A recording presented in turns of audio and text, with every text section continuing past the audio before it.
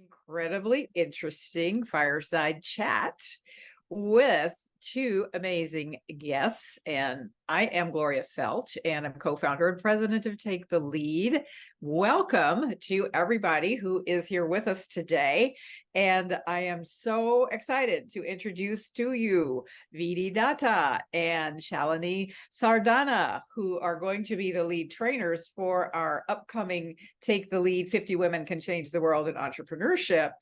And they have an outstanding business of their own. They are entrepreneurs, so they really know what they're doing. And they are their business is called She Raises Capital. So you can't think of a name that's more spot on for what many entrepreneurs are looking for right now. So welcome, Shalini. Welcome, Vidhi. Thank you for being here. Thanks for having us, Gloria. This is such a pleasure. This is, we are such a big fan of Take the Lead. We, of course, will, as we talk, will reveal the connections we've had. But it's a delight it's a moment, a full circle moment for both of us to sort of come back and sit with you in this fireside chat and talk about what we're building, because we took a lot of inspiration from you as well. Oh, thank you so much. Thank you so much. Yes. So what we want to do today is to introduce you to Shalini and Vidhi and their company and all the things that they can provide. And they're going to also give you a few usable tips that you can actually take away from this conversation. We'll take some questions, and we will also tell you about our upcoming 50 Women Can Change the World program for entrepreneurs, just in case that is of interest to you as well. So let's just kick it off by finding out about the two of you. Tell us, Vidhi, tell us about your background. How did you come to be doing what you're doing right now, and why? Gloria, first of all, thank you again. And you already introduced in about the current, which is that I'm the co-founder with amazing Shalini for She Raises Capital. We're a platform which is exclusive for women and mission-driven founders. We help them build, thriving businesses that are fundable in investors, for investors seeking high potential growth businesses as well. Now, I didn't arrive here overnight, right? I did a couple decades of innovation and scaling products for corporate America, and then left to really do something different. But that was going to be for women leaders in corporate America and otherwise. And that's actually how I met you, Gloria, if you remember. Went through your own training and amazing impact that it had on me, became an angel investor, mentors at different accelerators. But really, that's when I ran into Shalini, who was doing things, and she'll share more, with women entrepreneurs. And all I felt was that the gender gap issue, the flavor changes, but it's really still there in a glaring way. And it was an eye-opener for me, coming from corporate America. And we joined our hands in, starting She Raises Capital, and we'll tell you a little bit more about it. But that's really my history. Fantastic. Thank you so much. Shalini, will you share a little of your backstory? Yes, absolutely. So my story is that I'm trained as a designer. So I had anything to do with business is not my forte. But in design school, you learn about things that need to be changed, and you have to be creative in bringing change. And I think that's the bug I had in me. And that's what led me to say, okay, if I'm a designer, I want to be able to make some change for women. As it is, I grew up in India. I've experienced what it means to be a woman and put in a box and what that means. So I carried that chip on my shoulder, so to speak, to say, hey, I want to do something about it. But very soon, when I took your training back in 2018, one of the members there was an angel investor. I was looking to be an angel investor at Pipeline Angels at that point. And it was a radical idea led by women, angel investing platform led by women to support women entrepreneurs. And that's when the spark sort of went off. And I said, what is this? I want to learn how to do that. And then, long story short, realized that this is an area where women are really struggling. And so obviously I signed up. I wanted to be an angel investor. And then at that point, we realized the struggle with women. And I started a company called Impact by Women, where we were doing boot camps for women entrepreneurs to get them ready and then help them find values-aligned investors. It was a very naive idea at that point, in the sense that, I'll change the world. But anyway, so that's how I ran into Vidhi, who is an amazing mentor. And she asked me some such tough questions. And I was like, whoa, wait a minute, you need to be on my side. And that's how we sort of collaborated and built it and turned Impact by Women into She Raises Capital with a really good business plan and things of that sort. So, so She Raises Capital does what exactly? So She Raises Capital is a platform that came into existence earlier this year, but we've been helping women over the last 2.5 years to get them ready for investment, to have them understand what long-term success looks like in a business across different markers, and also help them understand what investors would look for, not just VCs, any investor, whether it's a bank that's going to give you a loan or whether it's a grant, you need to understand what those markers are and get them ready. And we've been connecting them with investors on our platform. Oh, there you go. So you not only get them ready, but you lead them to where they can actually get their funding. That is, I think, a remarkable thing. I mean, there are many programs that sort of get women ready, but I think that to take that next step is a really important thing, because we know some of the data, right? What is it? Women get less than 10% of the investments, and what, women of color less than 3% or something like that. I mean, it's pretty bad. It's much worse. Sorry, Gloria, it's much worse. I'm inflating the numbers. Oh, sorry. Yes, this year alone, we got less than 2%, all women, which has been getting worse. So, one of the pillars of She Raises Capital was that when we started, it was 2.3%. So there goes the logic that we need to join forces, and we need to be more of us working on that side of the end, which is, yes, we need to prepare, and that's very important, but we also need to build equity and access, right? In this industry, which is, for the lack of better word, unpredictable, hard to navigate, and reducing, not talking about systemic biases, but even otherwise, it's a black box, right? It all depends on who you know and who knows who, right? So that's what the whole purpose was with She Raises Capital, to try and systematize things in a way and bring those investors and founders together who really care about, and it's happening very fast, who care about building relationships-driven engagements and transactions. They're not interested in just writing a check anymore. So there are plenty of them who are interested in the work that the kind of problems that women are solving and the kind of businesses they're doing, and the numbers don't lie, how they're amazing with running their businesses in a healthy manner. Again, I think Shalini and I just happen to be at the right time, at the right place, where there are enough there is momentum with giants like you who have started such a big movement of encouraging and providing those tools, while we hopefully can focus on building equity. Well, so one of the things that you said just perked my ear up, because one of the things that if I say it once in all of Take the Lead's training programs, I probably say it 25 times till people get sick of hearing it, which is, you mentioned about relationships, and the world turns on human relationships. I mean, that is something that is just like, it's rarely taught. It's rarely taught, but honestly, everything happens because of, and I don't say this in a negative way or a transactional way, it is simply how the world works. It is all about how you nurture the relationships that you have. So if you're advising a woman, because we promised some concrete takeaways here today, so let's jump right into that. If you were advising, or because you are advising women what to do to navigate this, and as you said, it's not just venture capitalists, it's not just angel investors, it's a lot of different potential sources of revenue, a lot of different potential sources of getting investments and getting access to cash. What are like 2 things that you would tell women are the most important things they should do? Okay, I can let me start. Okay, go ahead.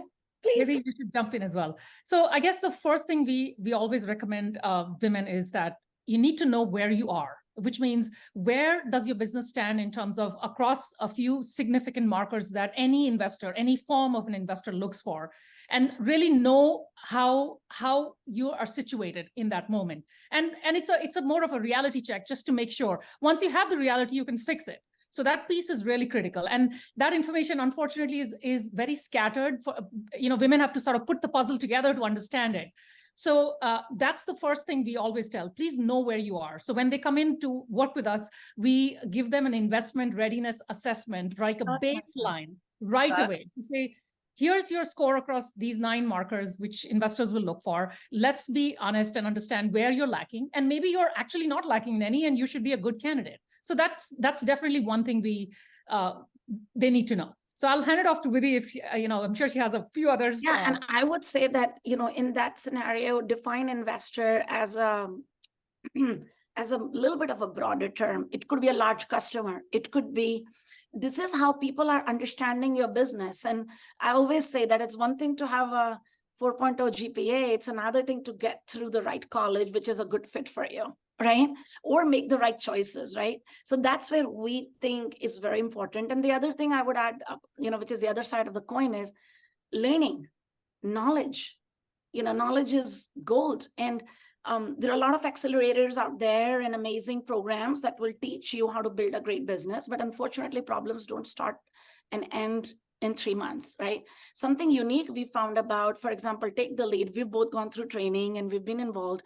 These are the tools, and we are seeing that for ourselves, that, when I'm starting out as a business, they're applicable.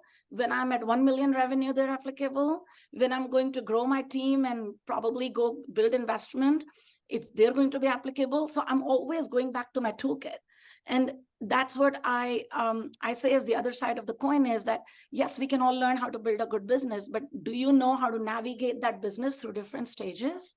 And it's very important for you to, like Shalini said, start where you are, but then build the right tools and your community, your relationships, like you said, Gloria, right?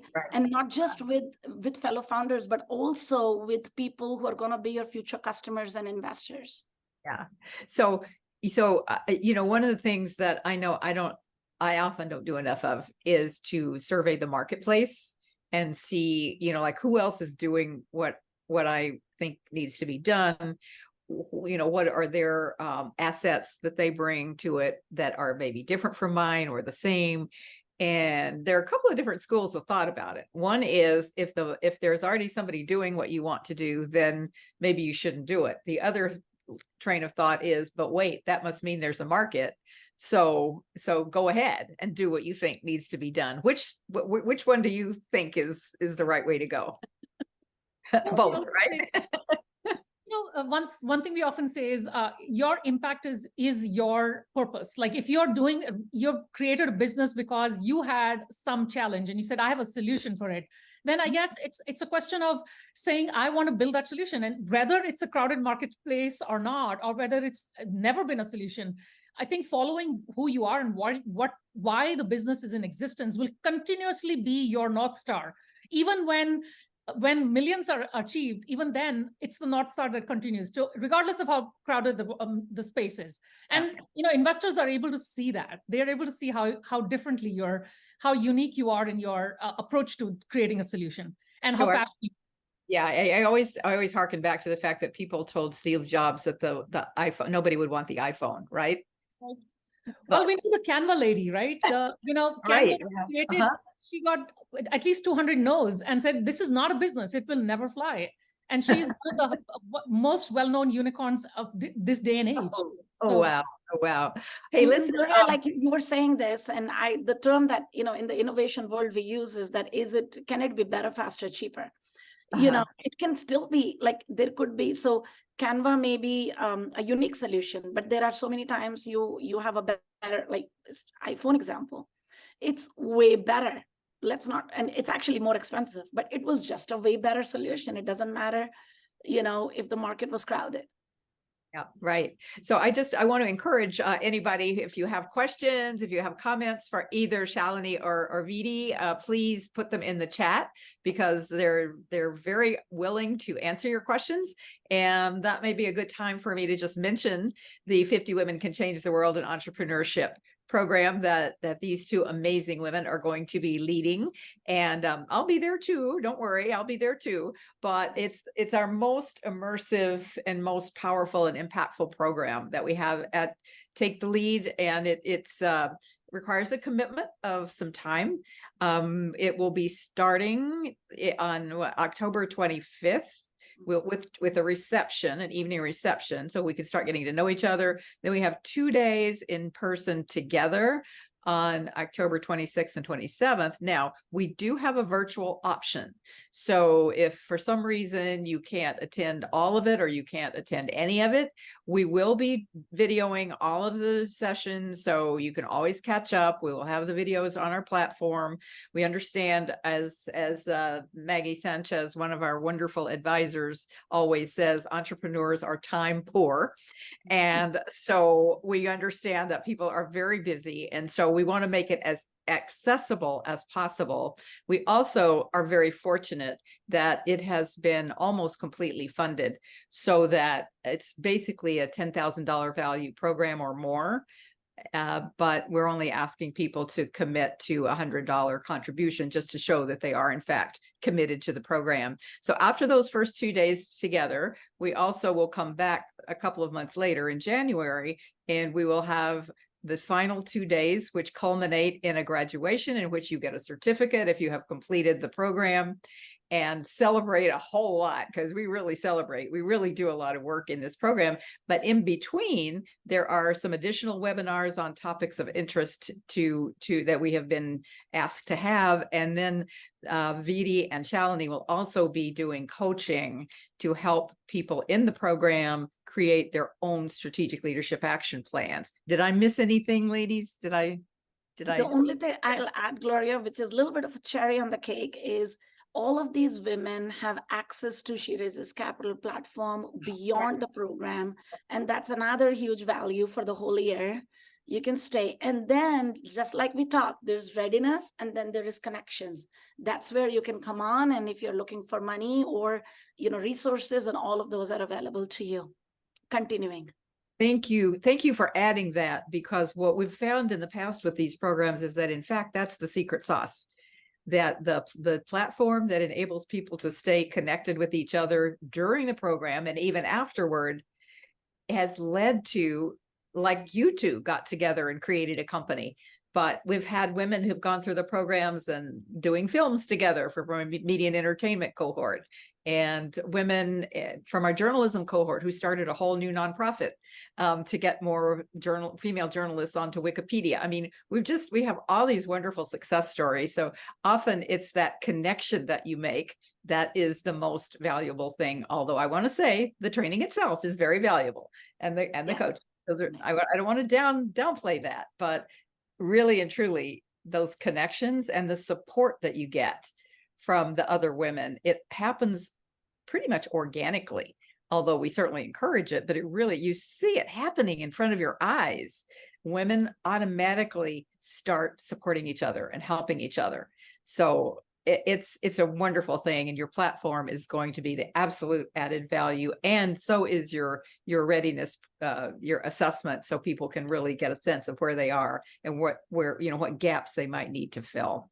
Would love to take questions, folks. So please be sure you put them in the chat, because you've got these experts here ready to share with you all of their knowledge and give you whatever you would like to know.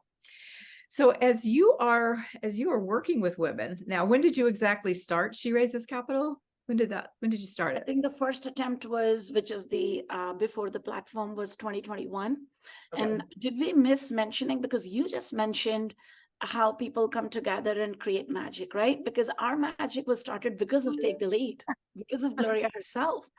And we say this because we used entrepreneurship as a force of good. And we were so blessed to have found each other, because we both had common vision, common convictions, and we knew if we brought our powers together and skill set together, networks together, we could solve a problem or contribute towards it.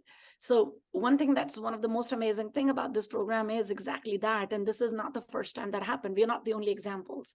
So many women have come together to do things that they didn't even imagine they were going to do, because we've been involved as coaches in previous cohorts. And I remember personally, a woman who came in, and she was an amazing journalist, and she was going on to try to become the mayor of a company, mayor of a town, and that was the goal. And she started. So be prepared to be surprised by what we found, what can happen during this program too, because you might be just telling yourself like that woman did, because she met a couple other friends and they found a better project that represented their purposes better.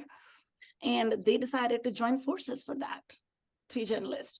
So be prepared. I was surprised, but I want to say that be prepared to be surprised about what you might reveal for yourself. Interesting. A lot of inspiration in that room. There's a lot of inspiration in that room. Yes. So many sparks.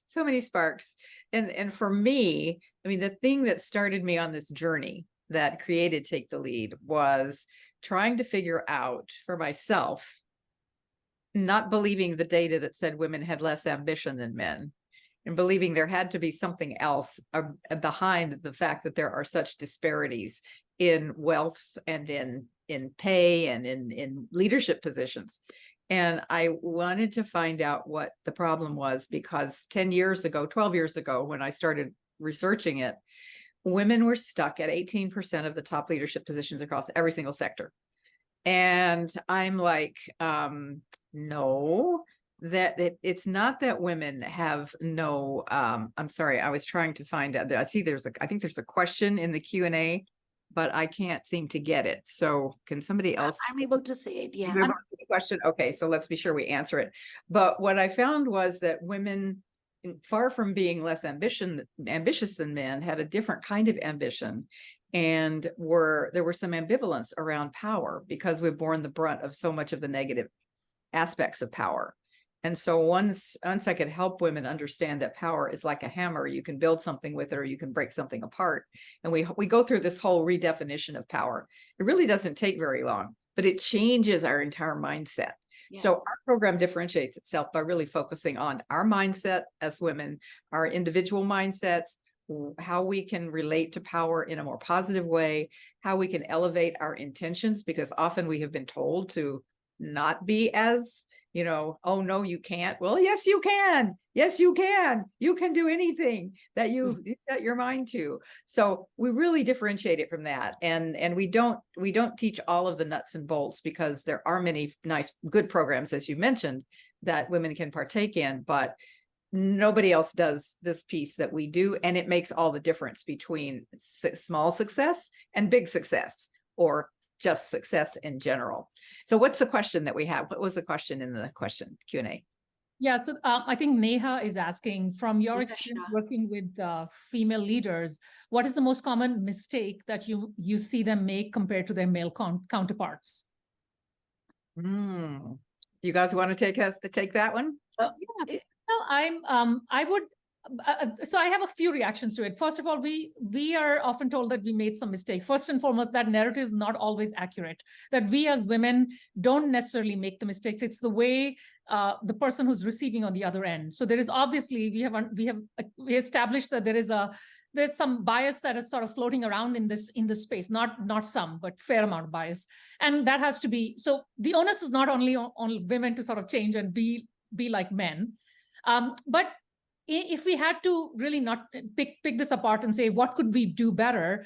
I would just say that we women we come in with ideas that have a huge impact in the world. And we do not give ourselves the credit to be able to pull that off. So we edit and trim our vision and say, let me just get to the 25% of what I can. Whereas if the vision is big, there are a lot of people who want to come on board and say, wow, this is gigantic. I will bring people who can help you to achieve that as well. So that is the only piece I would say, that please do not edit your vision. There is value in that vision, and there's probably a far-reaching impact than what you are sort of seeing for yourself. Great. I love that answer. Vidhi, did you have something to add to it? I would say the same thing, but the other side of the coin is don't let somebody else design your style and your leadership style and your way of building out your vision, the how of that vision that Shalini is talking about. And that is, again, it is very common for us to say, what's the common mistake we see in women, right? Versus giving them individuality and the ability for them to feel like, I can stand up for myself. I feel like, have you ever had that feeling where you feel like you don't belong, right? Oh. Right? I feel like that's the way I belong, by not belonging in certain ways. Like I've never felt belonging, right? But then I realized over time it's because I feel like I'm wanting something for the world and for my business and for my vision, which probably is never, is not getting the approval that I'm seeking, which I shouldn't be, or is not getting the nods that I'm seeking that I shouldn't be, or the style that I do it. So, don't, I would say, if there's a word mistake, please don't do that mistake. And use your tools to validate for yourself what you're doing is working or not working and is resonating with the target audience that you have. Yeah, I'm going to add to that. The data is so clear at this point that it is exactly the qualities that women bring to businesses. It's exactly the qualities that they bring to leadership in any organization that it results in those organizations actually becoming more profitable. And because women do tend to be a little more risk averse, and sometimes stepping back and thinking a little more before you leap results in there being a better investment from the entrepreneurial perspective.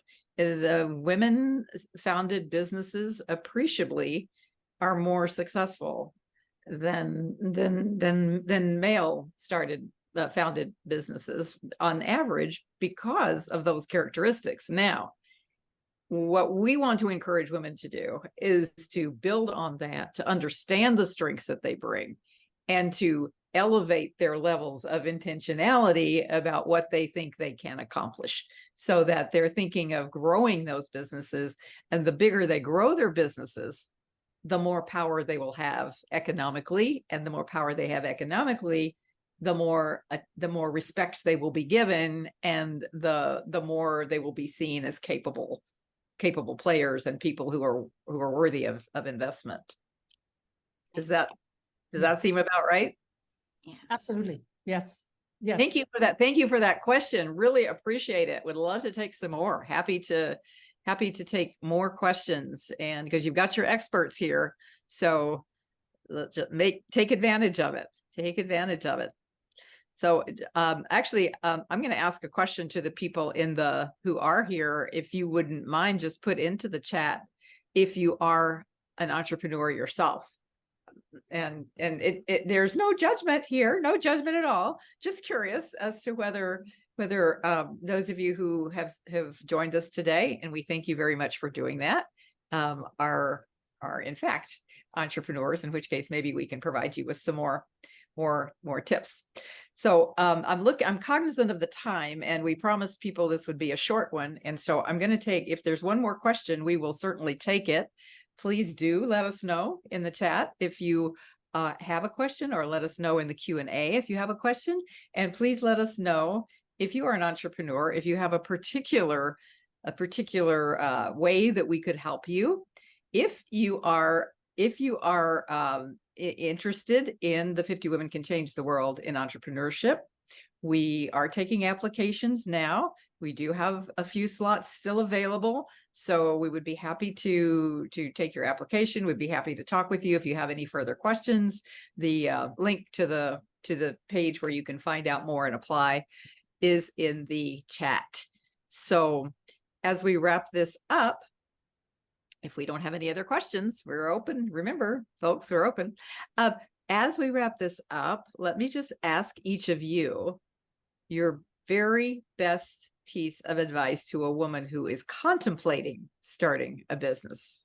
maybe she hasn't actually started, but what is your best piece of advice to, let's say I am thinking of starting a business. I always wanted to have a bookstore and tea shop. That's what I always wanted to have, because I like to make people happy with, with books and tea and cakes and things like that. What would be your advice to me? Well, let me jump in. Well, I'm thinking about what all we've not said already. Okay. Yes. Feel free to fill it all in. Fill it all in. Yes. Actually, just half an hour, so there's a lot more. But I would say, as a designer, I'm saying this, and we've been taught to, before we jump into any creative activity, there is a little bit of groundwork you need to do, and I'm using that as an analogy. The first thing is to understand what you're trying to do has a business angle to it. Again, has it viability? Because you will put in the passion, you'll put in the money, and if there is no viability, then there isn't. And as a design thinker, my first and foremost, the most important piece of training has always been like, go out and talk to the people who are going to get affected by your business, or who are you designing the business for. And I remember Vidhi and I been on 200 calls with investors before we launched She Raises Capital, and said only 15, 20 minutes of your time. What are your challenges? What would you like to see solved? What would you like to see as a solution? And from there, that's where we created this. So there's some value in creating the groundwork. Thank you. That's so smart. Yes, I shouldn't just go rent a space for my bookstore until I actually have some data. Okay, thank you. All right, Vidhi, what do you say? What's your advice? Oh, my name isn't Vidhi Dara without thinking about data. It cannot be.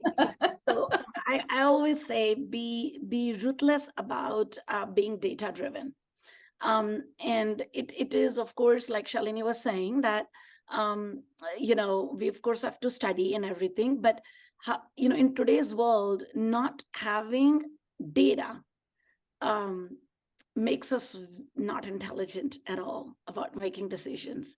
And as an entrepreneur, you're going to and another thing I would say is that be married to the why, not the how, and allow data to guide you.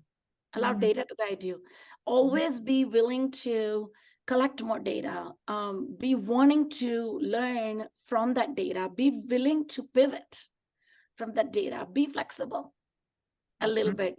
If a tea shop and a bookshop is not going to be viable, how else can I bring happiness? Because is the purpose the shop, or is the purpose the happiness? To bring happiness in other people's lives. And hey, I'm thankful you did take the lead instead of that shop, right? So wonderful. Right? Thank you. Thank you. I believe happiness. Yeah. I think instead of opening my bookstore and tea shop, what I will do is since I do have the data that Take the Lead's programs are in fact effective in accelerating women's careers. We have a lot of data that shows that. I think I'll stick to what I'm doing right now, and I will simply patronize my favorite bookstore and tea shop. How's that? You can invest in one. Yes, I could do that as well. Yes. Thank you so much, Vidhi. Thank you so much, Shalini. Everybody, please feel free. If you have more questions, you can reach any of us. You can always email takethelead@taketheleadwomen.com, and we will get your email. We will answer your questions. Go to taketheleadwomen.com/entrepreneurs if you are interested in finding out more about the 50 Women Can Change the World in Entrepreneurship program. And with that, I will say thank you all, and we will see you next week for another Fireside Chat. Amazing. And feel free, please, to connect with either of us on LinkedIn as well. If you have a question, if we can help you in any way, don't hesitate. Thank you Fantastic. for the opportunity. Thank you. Thank you. All right. Bye.